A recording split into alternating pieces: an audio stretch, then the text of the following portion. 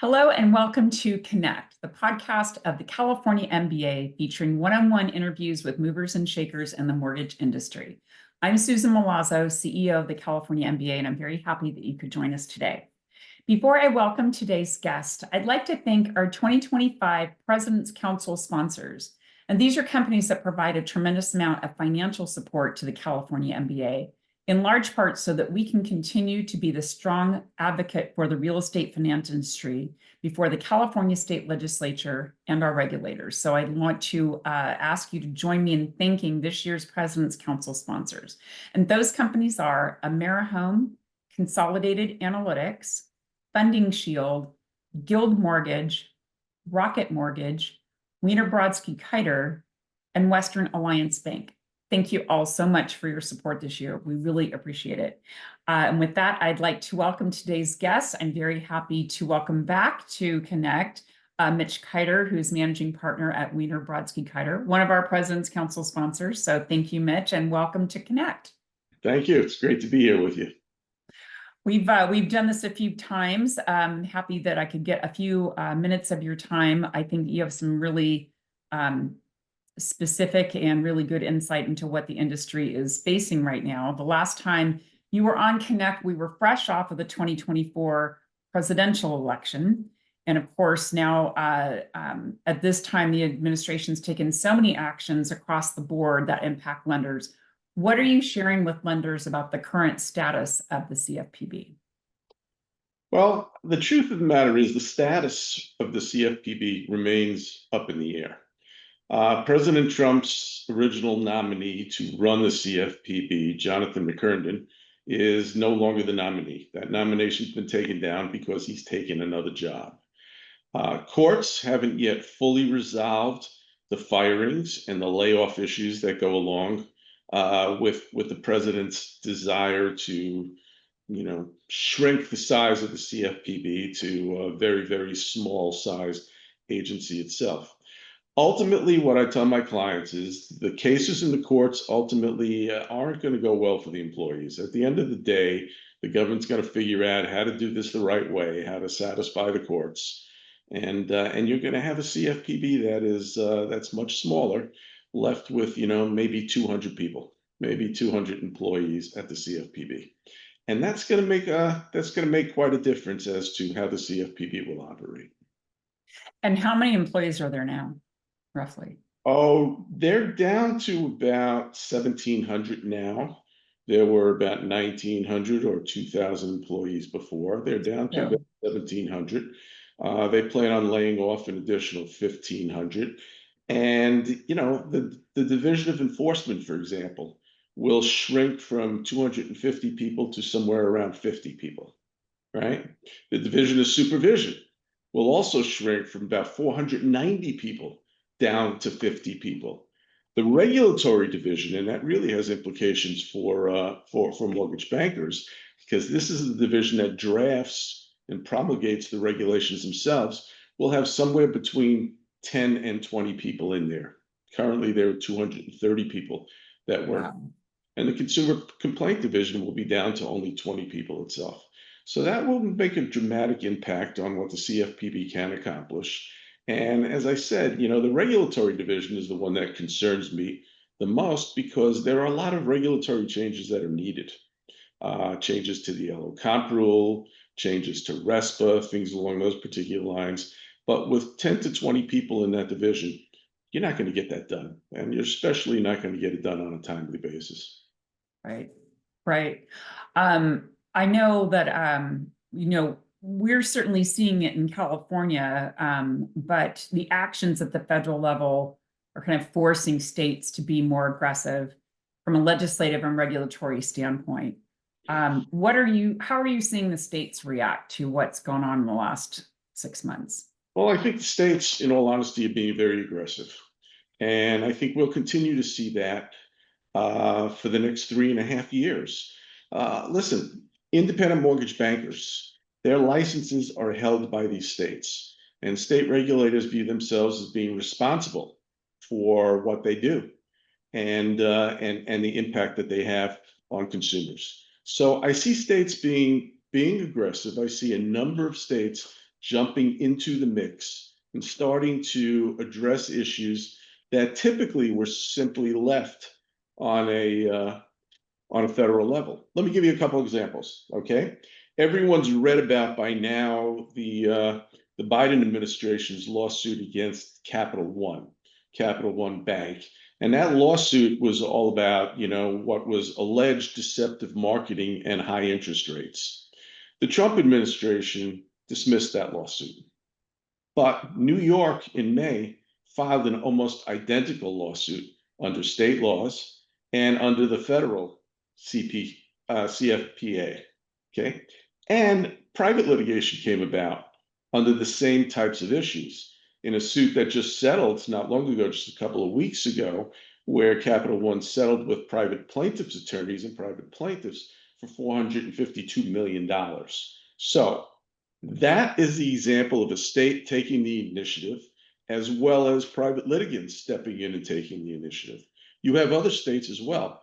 Pennsylvania stepped in and they filed a RESPA action against a broker for underpricing shares in what would otherwise amount to buy-ins to a brokerage company. New Jersey filed a redlining claim against a defunct lender, and they filed their claim against the FDIC, asking for damages because the FDIC is the conservator of that particular lender. Multiple states have now, on the legislative front, issued laws dealing with trigger lead restrictions. Colorado just issued a law dealing with AI. I can go on and on. Massachusetts is going after lenders based on junk fees and deceptive practices. So you see states stepping into it. And even when it comes down to mortgage brokers, I mean, look at Ohio. Ohio has their investigation against UWM for alleged deceptive marketing practices, where they said that brokers are better because they shop things around. And Ohio came back and said, well, wait a minute, you're not allowing your brokers to shop these things around. So you see states really jumping into the mix over here, and they're picking up where the federal government is left off. We're certainly seeing that in California. Of course, we've got AB 801, which seeks to impose CRA requirements on non-depository banks, specifically citing what the legislature's perceived lack of, oversight at the federal level. So yeah, it's definitely shifted from a focus on what happens at the federal level. Now lenders really need to be thinking about what happens at all the state levels, because it's really impact their ability to provide credit to qualified customers. Well, I think that's right. And I think the states don't fully have all of the institutional knowledge, because when you look at a state law that wants to impose CRA type requirements on an independent mortgage banker, you're failing to recognize the history of why there is a CRA and how it applies to depository institutions, and the fact that they're taking deposits from people in certain communities, and the law is all about giving it back. Very, very different when you apply that to an independent mortgage banker. Exactly. Well, we've defeated it a couple years ago with the help of the National MBA. We're working on it again this year, but definitely a peek into what is happening at the state level. In this type of uncertain regulatory environment, what's kind of the advice that you're giving to your lender clients? That's a really good question. And let me just say, I credit the industry a lot, because the advice that I give them, they already know. And they seem to be following that. And that is, the laws remain on the books. There are statutes, there are regulations, there are, to a certain extent, guidance that's out there that dictate what they have to do. And compliance still matters. In fact, it matters quite a bit. And so the advice is almost ignore what you see happening out there on the federal side. Look at what your requirements are. Look at what your legal obligations are, and follow those particular laws. And I'm actually pretty proud of the industry, because they seem to be doing that. Well, and they've spent what all the years since Dodd-Frank gearing up for it, right? I mean, this is how they operate right now. So yeah, that's, just stay on course, ignore kind of what's happening and just keep making sure that you are in compliance with the regs that are on the books. Yeah.